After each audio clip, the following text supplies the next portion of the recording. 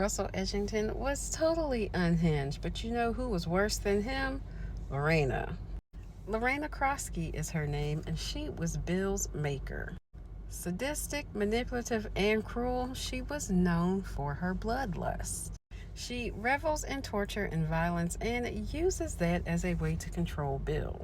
Now, True Blood had several more vampires in the book series that were just as brutal that actually never made it to TV. And as a side note, Russell Edgington was not really featured in the books, but he was a prominent character in the TV series. So let's talk about a few more, like Victor Madden. Ambitious, brutal, and power hungry.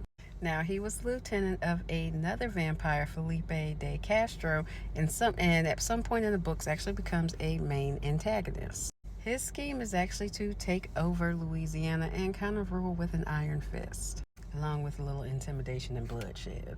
Now, if I'm not mistaken, he does also go on to kill some of Sookie's friends, if I'm not mistaken, but don't quote me on that. I hadn't read the book series in a long time. Now, Felipe de Castro is more politically cunning than anything else. He is also ruthless, and when we're first introduced to him, he's the Vampire King of Nevada, but eventually becomes the Vampire King of Louisiana.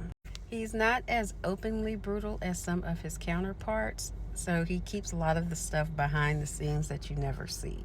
But he is very cold and strategic, which makes him one of the more threatening vampires in the series. And then some would argue that Appius Ocella, I think that's how you pronounce his name, Eric's maker, is the same. Now, in the series, they kind of projected him to be, I think, a little soft, but he was very manipulative of everyone around him, and he didn't really care for vampires or humans. And to be fair, he kind of got on my nerves in the series, too. I was kind of glad when he did what he did.